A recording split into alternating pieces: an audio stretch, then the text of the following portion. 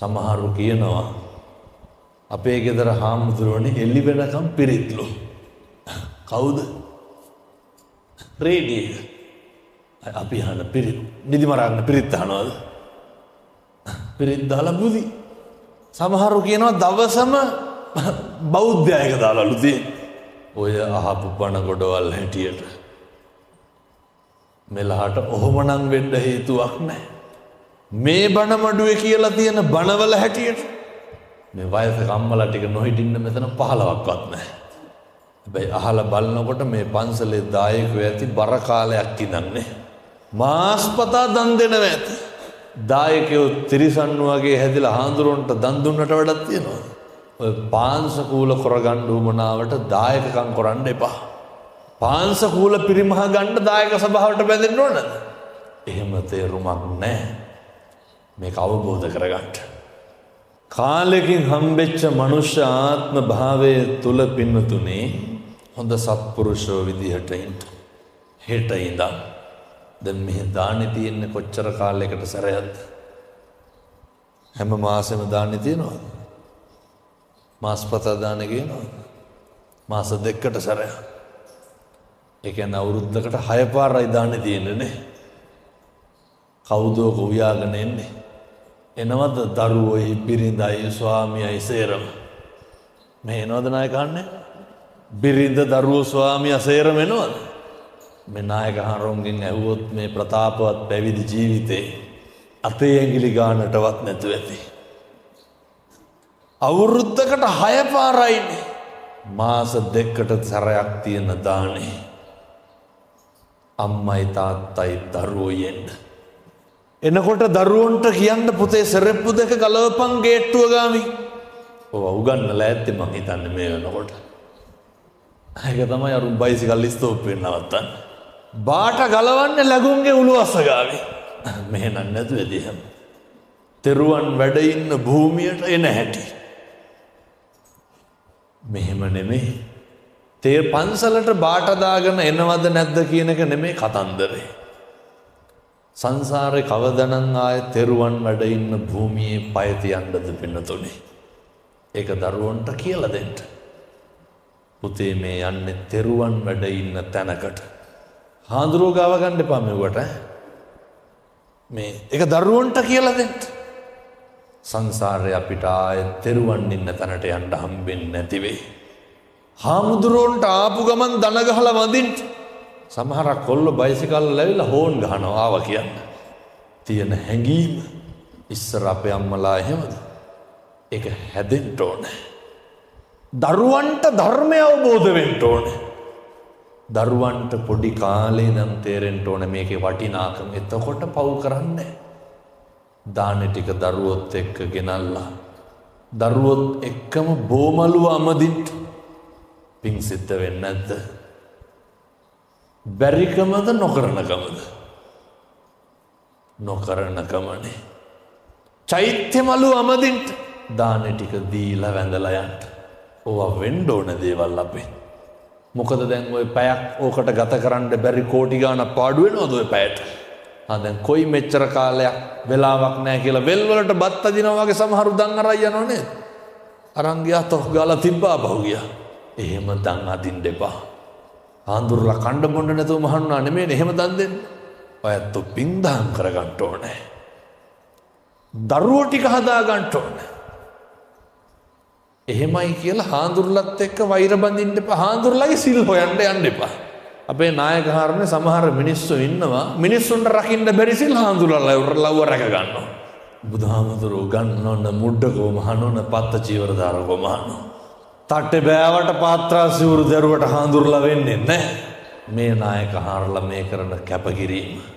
මෙතුවක් කල් මේ ජීවිතේ වයෝ වෘද්ධ වෙනකම් කැඹුරුවා නම් කැඹුරුවේ පන්සලටද තමන්ගේ ගෙදරටද හදන තරමක් ශාසනය වෙනුවේ දායකයෝ වෙනුවේ ඒ හින්දා ගමේ පන්සලත් එක්ක ඉන්න දානි ටික ගේනකොට දෙනකොට දරුවන්ට මතක් කරන්න පුතේ අහවලාටත් බත් පාර්සලයක් දෙමු කාටද? නැද්ද මේ ගංගෙවල් වල රහට කණ්ඩ හම්බෙන්නේ නැති මිනිස්සු? බැරි වෙයිද අර දානේ උයන දවසටම බත් එකක් වෙනම බැඳ ගන්න? අපි කොහොම දරුවෝ හදා ගන්න ඕනේ? බල්ලෙක් පූසෙක් දැක්කහම උණු වෙන හදවතක් තියෙන දරුවෙක් ඉන්න ඕනේ. සර්පෙක් සතෙක් දැක්කහම මරන්න එපා යවන්න කියන දරුවෙක් ඉන්න ඕනේ. එතකොට තමයි ඒ ළමයි ලොකු වුණාම අනේකගේ දුක වේදනාව කඳුල බඩගින්න අඳුරගන්න. ඊළඟ එක ඉඩකඩම් වලට මරා ගන්න එපා. මේ පැතිවල එහෙම නැතුව ඇති මං හිතන්නේ. දෙමව්පියන්ගේ දේවල් වලට ඒ මරා ගන්නකොට මොකද්ද කියන්නේ නිදහසට කාරණේ? ඔය කියනව නේද හාමුදුරනේ අපිටත් ළමයි ඉන්නවා උන්ටත් ඕනේ කියලා. එහෙමනේ කියන්නේ. එතකොට මතක් කරගන්න ඕනේ අපේ දරුවොත් කසාද මදිනවා කියලා. ඊට පස්සේ අපේ දරුවෝ මොකද කරන්නේ? අපේ දරුවන්ටත් ඕන කියලා අපේ ඌව බෙදා ගන්න පොර කනවා මගේ දරුවෝ ටික බෙදෙනවා කියන එක මතක් කරගන්න. ඒක දන්නේ නැත්නම් මේ වයසක අම්මලාගෙන් තාත්තලාගෙන් අහන්න. දලා දන්නවා හොඳට. ඒ දැන් මෙලහටම ළමයි පොකරේ අල්ලන වෙදිනේ නේද බෙදා ගන්න. ඒ ළමයිගේ අඩු වැඩිය කියන එක පොඩි කාලේ ඉඳන් මතක තියාගන්න. සමහර තාත්තලාගේ පුදුම විදිහේ කැතකම් තියෙනවා. දරුවන්ට වෙනස්කම් කරනවනේ. අහවලාට වෙන විදියකට මෙයාට වෙන විදියකට. ඒකරලා අපි ගාවට ඇවිල්ලා කියනවා හාමුදුරුවනේ ආදරේ ඒ වුණාට පෙන්නලා බෑ කියලා. පෙන්නන්න බැරි ආදරෙන් වැඩක් තියෙනවා. මැරිලා ගියොත් එහෙනම් මොකටද පෙන්නන්නේ? එහෙනම් බිරිඳට දරුවන්ට ආදරේ පෙන්නන්න. ආදරේ දෙන්න. දැන් මට කියමු බලන්න ඔය ගෙදර ඔය ටික හදා ගන්න නැතුව දකින්න ගන්න සීලයක් කියමු බලන්න. හදවතේ බුරබුරා නැගෙන ක්‍රෝධය ඇති වෙන්නේ පාරට ආපුවාමද ගෙදර ඉන්නකොටද? කවදාවත් පාරේ ඉන්නකොට කේන්ති ගිහින් තියනවද? ගෙට ගොඩ වෙන්න ඕනේ. දැන් ඔය කේන්තිය ද්වේෂය කියන එක බුදුහාමුදුරුවෝ උගන්වපු ප්‍රධාන අකුසල මූල තුනවල එකක් නේ. දැන් ද්වේෂය නැති කරගන්න ඕන කොහෙන්ද එහෙනම්? ඇති වෙන්නේ කොහෙන්ද? ද්වේෂය ඇති වෙන්නේ ගෙදර නම් රෙස්ටොරන්ට් එකකට ගිහිල්ලා බිව්වට හරියනවද? ඒක නැති කරන්න ඕනේ ගෙදරින්. කාමය ඇති වෙන්නේ කොහෙද? දැන් බාහිර වස්තුවක් පිළිබඳව කාමය ඇති වෙන්නේ කොහෙද? අපේ හිතේනේ ඇති වෙන්නේ නේ. එහෙනම් කාමය නැති කරන්න ඕන කොහෙන්ද? අපේ හිතෙන්මයි. තරහව ඇති වෙන්නේ ගෙදරින්. සමහර විට තරහව නැති කරගන්න වාහනේ බයිසිකලේ අරන් පොඩ්ඩක් එක්ක අල්ලපු ගෙදරට යනවා නැත්නම් යාළුවෙක් හම්බෙන්න යනවා නැත්නම් ටවුම දිහාට යනවා. දැන් පැහැදිලිද ගෙදර තමයි හදා ගන්න ඕන කියලා. අපේ වැඩිපුරම හිත රිද්දුවා නම් රිද්දුවේ ගෙදර මිනිස්සුද පිට මිනිස්සුද? ගෙදර මිනිස්සු. තමන්ගේ මිනිස්සුනේ. දුක හිතුණා නම් හිතුනේ පිට මිනිස්සු හින්දාද තමන්ගේ මිනිස්සු හින්දාද? එහෙනම් දැන් මේක හදා ගන්න ඕන කොහෙන්ද? ගෙදරින්.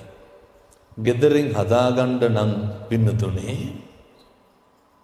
ඔය බුදුහාමුදුරුවෝ උගන්වනවා නේද අපිට අර නහී වේරේන වේරාණි සම්මන්තිත පුදාචන අවේරේනච සම්මන්ති. ගෙවල් වල එකට එක කියන එක නවත්තන්න ඕනේ.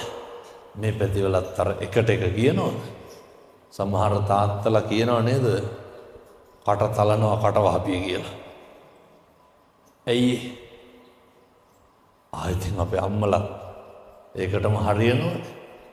අර වෛරය ඇති වෙලා බැනගෙන යන මනුස්සයාට ගුටි කාලා රෙදි කෑලි අරන් ගෙදර යන කම්ම මොකද කරන්නේ? කට වහනවද? නැහැ.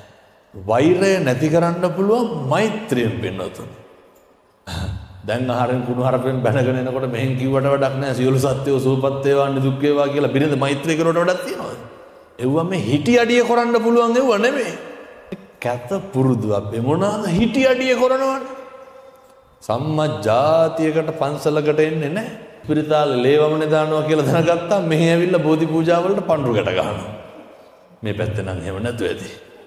මේ ගිඩි ගහලා එනවා හාමුදුරුවනේ බෝධි පූජාවකට බාර වෙන්න ආවේ. ඇයි කියලා අහනකොට නෑ අහර පණ අදිනවා. එහෙම මේ සුවිච් ඔබනවා වගේ මේව කරන්න පුළුවන්ද? ධම්මෝ හවේ රක්කති ධම්මචාරය. සනාතන බුදු වදන මොකද්ද? ධර්මයේ හැසිරෙන්න ඕනේ. ඉතින් හැසිරෙන්නේ නැතුව ධර්මයේ රකින්නේ නැහැ. gedara dora හොඳට පුරුදු වෙන්න. සබ්බ පාපස්සකරණං අහලා ඇතිනේ. සියලු පව් නොකළ යුතුය. කුසලස්ස උපසම්පදා. මොකක්ද උගන්වන්නේ? සියලු කුසල් උත්පාදනය කළ යුතුය. මතක තියාගන්න. ඔය gedara ජීවත් වෙනකොට පින්නත් නේ. එකිනෙකාට බැන ගන්නකොට එක්කෙනෙක් බනිනකොට අනික් එක්කෙනා සද්ද නැතුව හිටියා මං සද්ද නැතුව ඉන්නවා දැන් හරියයි එහෙම හරියන්නේ මේකට මුල ඉඳන් තියෙන්න ඕන අර අහලා තියෙනවද කිරිබොන කාලේ බත් කන්න එපා කියලා බත් කන කාලේ බත් කන්න ඕන කිරිබොන කාලේ කිරිබොන්න ඕන පොඩි කාලේ ඉඳන් හැදෙන්න ඕන අර මම මුලින් කියපු විදිහට අපේ තාත්තලා නැගිටිනකොට මං අම්මලාට පොඩි යෝජනාවක් කරන්න. තාත්තලා කරන්නේ නැති හින්දා හෙට ඉඳන් මේක කරන්න. තාත්තා නැගිටිනකොට තාත්තට බුදුහාමුදුරුවන්ට පූජා කරන්න වතුර වීදුරුවක් මේසෙ උඩින් තියලා තියන්න. ඔක බැරි වෙයිද කරගන්න හෙට ඉඳන්. කවුද ඔක කරන්න ඕනේ? අම්මලා කරන්න ඕනේ. ඇයි මෙහෙම හරි ගියා පින්න අද්දුටුවයි ප්‍රත්‍යක්ෂයි කරලා බලන්න. පැන් එක තාත්තලාට පූජා කරන්න කියලා මේ සුඩින් තියලා තියන්න. පින් සිද්ධ වෙන්නේ නැද්ද? උදේ පාන්දර බුදුහාමුදුරුවන්ට පැන් පූජාව. විනාඩියක් ඇයි එතකොටනේ. එච්චර වෙලා යන්න තියලා වැඳලා යන්න කියන්නේ. දවසක් දෙකක් කොහොම කරන්නද? ඉස්සර අපේ ගංගෙවල් වල තිබ්බ මතකද? බත් එක උයපු ගමන් උඩින්ම කාටද? තාත්තට නෙමේ දරින් මුදුන් බතෙන්ම කියලානේ. ඔව තියනවද? අම්මලා දරුවන්ටවත් කන්න දෙන්නේ නැලුනේ. බලන්න තිබ්බ බැඳීම. ඒකනේ ඉස්සර අම්මා මැරිලා වැඩි කල් යන්න කලින් තාත්තා මැරෙනවනේ. ඇයි එච්චර බැඳීමක් තියෙනවා. ඔය තාත්තා බිම ඉන්නකොට අම්මලා ඉස්සර උඩ ඉන්නේ හරි ගෞරවයක් තිබ්බා. පුදුම විදිහේ තාත්තා කනකන් අම්මලා පැත්තකට වෙලා ඉන්නවා. එහෙම තියෙන්න ඕන නැද්ද? එහෙම තියෙන්න ඕව තියෙනවද අද ගෙවල් වල? දැන් මොකක්ද මේ උගන්වන්නේ? අපි දැනගන්න ඕන අපෙන් කරන්න ඕන කරන යුතුයකම මොකක්ද කියන එක. අපි දැනගන්න ඕන අපේ භූමිකාව මොකක්ද කියන එක. බිරිඳගේ භූමිකාව කරන්න. ස්වාමියාගේ භූමිකාව කරන්න. දරුවෝ ඒව දිහා බලාගෙන තමයි හැදෙන්නේ. ඒ නිසා අකම්පිතව ජීවත් වෙන්න. gedara පවුලේ ඉන්නකොට බුදුහාමුදුරුවෝ ගන්නව නේද පුට්ටස්ස ලෝක ධම්මේහි චිත්තං යස්සන කම්පති.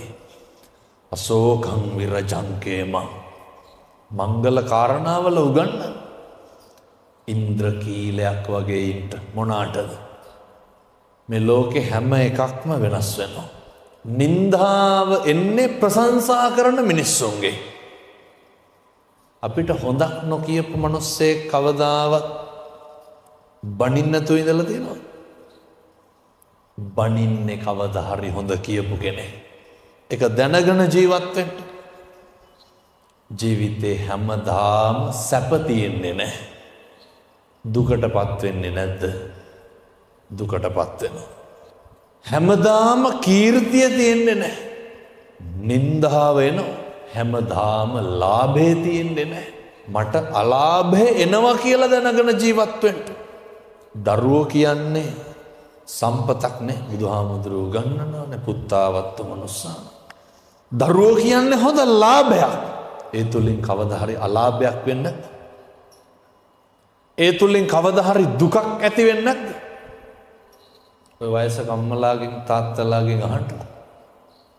කවදා හරි දරුවෝ හින්දා ගැන හිතලා අපි දුක් විඳිනවා. එනිසා පින්නතුනේ අටලෝ දහම ගැන කම්පා වෙන්නේ නැතුව ජීවත් වෙන්න. වෛර කරන, බනින, අඩුපාඩු කියන මිනිස්සු දිහා හැම කෙනෙකුටම උත්තර දෙන්න ගියොත් මොකද වෙන්නේ? මේ ලෝකේ හැම කෙනෙකුටම උත්තර දෙන්න ගියොත් මොකද වෙන්නේ? දැන් ඔය දැකලා තියෙනව නේද මගේ බණවල කෑලි කෑලි හරියට හැම තැනම ඔෂයා වෙනවා. පහුගිය දවස්වල මම බණකට යනකොට මට පැය දෙක තුනක් බණ කියන්න කිව්වා. මං අසනීපෙන් හිටපු නිසා මම කියනවා මම අද අසනීපෙන් ඉන්නේ කියලා. දැන් මේ මාස ගානකට කලින් කියපු එක. අද මගෙන් කට්ටිය අහනවා හාමුදුරනේ අසනීපද කියලා කෝල් එනවා. බලනකොට ඒ වීඩියෝ කෑල්ලත් කපලා දාලා වීඩියෝ එකක් හදලා මේ ලක්ෂ ගාණක් බලලා මගේ බණවල නමස්කාරය විතරයි ඉතුරු වෙලා තියෙන්නේ. කපා දාන පොඩි කෑලිනේ තප්පර 30 විනාඩි ඔව්ව අල්ලගෙන ඔට්ටු වෙනවා. සම්පූර්ණ බණ අහලා නෙමෙයි. දැන් අර අපි කිව්වේ බුදුහාමුදුරු යශෝදරාගේ කුටියට වැඩිය කියලා. ඕක විතරයි ඕන් දාන්නේ. එතකොට මොකද්ද කියන්නේ?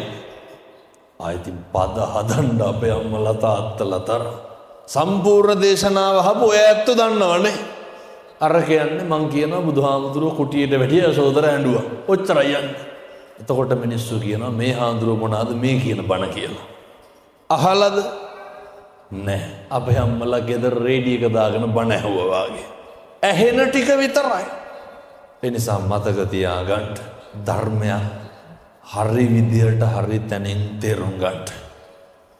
මගේ හදවතින්ම මම ප්‍රාර්ථනා කරනවා මේ අම්මලාට තාත්තලාට තෘප්තිමත් විවාහ ජීවිතයක් ගත කරන්න අවශ්‍ය කරන ශක්තිය ධෛර්යය දලදා හාමුදුරුවන්ගේ පිහිටෙන් ලැබේවා. සාදු සාදු සාදු.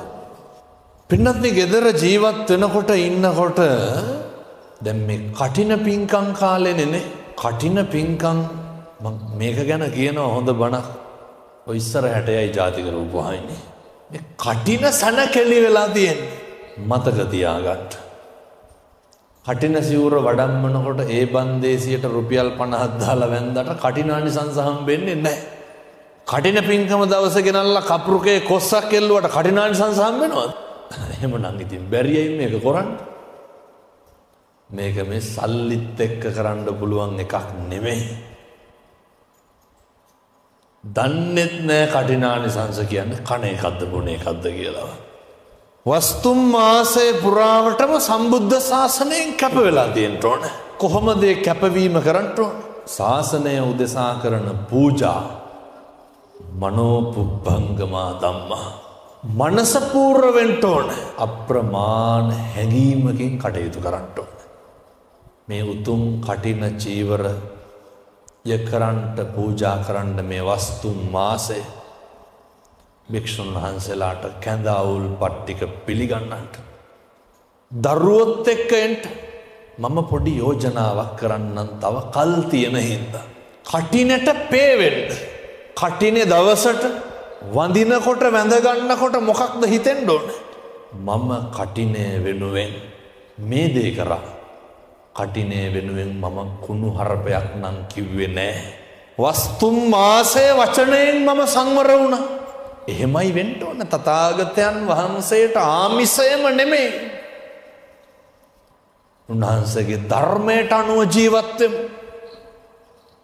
වස්තුම් මාසේ මම නැති බැරි වයසක උදවියට බෙහෙත් ටික පූජා කරා. වස්තුම් මාසේ සිල් ගන්න කලින් දවසේ මම බණ මඩුව හේදුවා. දරුවොත් එක්ක ඇවිල්ලා බැරි වේදුව හොරගන්න. කටිනේ වෙනුවෙන් පින්කම් මාලාවක් ලයිස්තුවක් තියෙන්න ඕන. කටිනේ අරමුණු කරගෙන. නැත්තම් මේ කොහේවත් නැතුව ඉඳලා ගෙදර බුදියාගෙන ඉඳලා පාන්දර ඇවිල්ලා අරකට රුපියල් 100ක් දාලා වඳිනවා. එහෙම කටිනානිසංස හම්බෙනවද? නැහැ. මතක තියාගන්න. කාලෙකින් හම්බෙච්ච මනුෂ්‍ය ආත්ම භාවයේ තුල පින්නත්නි සංසාරේ කවදනම් ආයේ කටින පින්කමක් කරගන්නද? අර සිවුර බාරගන්න මනුස්සයාටම නෙමෙයි ඔය පාන් රාත්තලම කියලා. ඒක වෙනුවෙන් කරන්න. අර අහලා තියෙනව නේද මේ අම්මලා තාත්තලා ඒක සාටක බමුණා. බිරිඳටයි බමුණටයි තිබ්බේ පින්නතුනි එක සලුවයි. ඕකත් පූජා කරානේ බුදුහාමුදුරුවෝ කියනවා අසද්දුස මහදානයටත් හපන්ලු. එනිසා සත්පුරුෂම් මේ තාත්තේ දරුවොත් එක්කම වකරන්න. කාලෙකින් ලැබුණු මිනිසත් භවයේ නිස්කාරණේ නාස්ති නොකර. ඔය අරුමේ කියලා කියන්නේ මිනිස්සු වෙලා ඉපදුණු එක නෙමෙයි. උපදින හැමෝටම කතා කරන්න පුළුවන්ද? උපදින හැමෝටම ඇවිදින්න බෑ. උපදින හැමෝටම බණ අහන්න පුළුවන්. දැන් අපේ මේ චාමර මහත්තයාට හිතුණට බිරිඳ වෙනුවෙන් බණක් කියවන්න ඕන උපන් දිනේට. කොහොම සේරටම හිතෙනවද? එහෙම හිතෙන්නේ නැහැ. පින් කරන්න හිතෙන්නේ පෙර පින්කාරයින්ට. අපි හරි ස්වම් පෝෂිතයි මොනාගෙන්ද?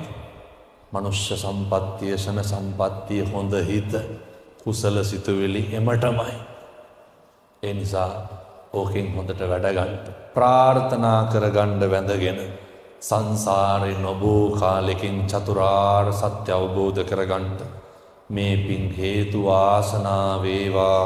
සාදු සාදු සාදු.